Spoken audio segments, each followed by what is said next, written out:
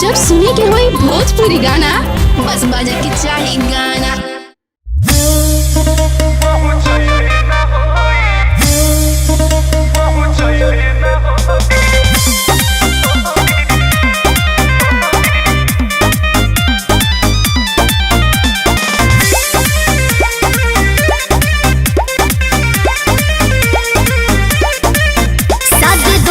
से हम कल हो तू का करब हो, अरे प्यार करब कि तू देखी देखी जरब हो। शादी दोसरा से हम कल हो तू का करब हो, अरे प्यार करब कि तू देखी देखी जरब हो। जाए घरे जाने ऐसन करब केहू अपना लभर खाती कइले न होई। अच्छा जाए घरे जाने ऐसन करब केहू अपना लभर खाती कइले न होई। तो केहू के यार सुन बन के कहर डोली ससुराल पहुँचैले न होई। केहू के यार सुन बन के कहर डोली ससुराल पहुँचैले न होई। केहू के यार सुन बन के कहर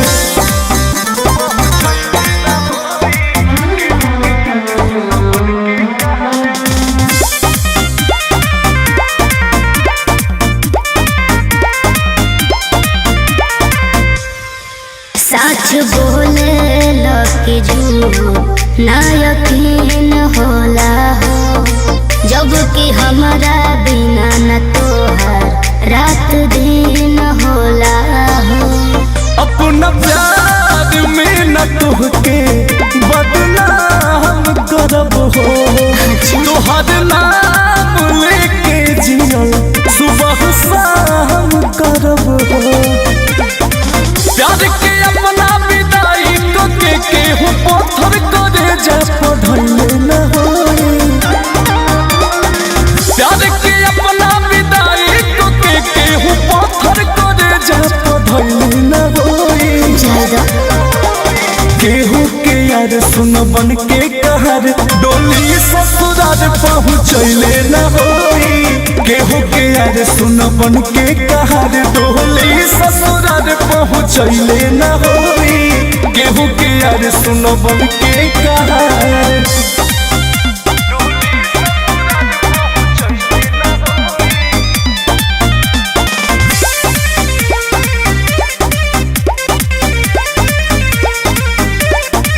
अपना प्यार के भुलाए तो आसान नहीं थे, कैसे कह दिहल गरदा अंकुश राजा से।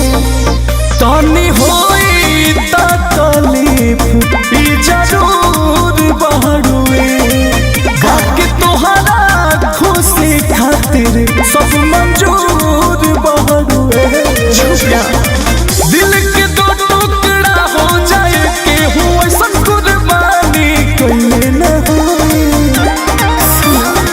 दिल के दो टुकड़ा हो जाए केहू ऐसन कुर्बानी कइले न होई। केहू के यार सुन बन के कहर डोली ससुराल पहुँचैले न होई।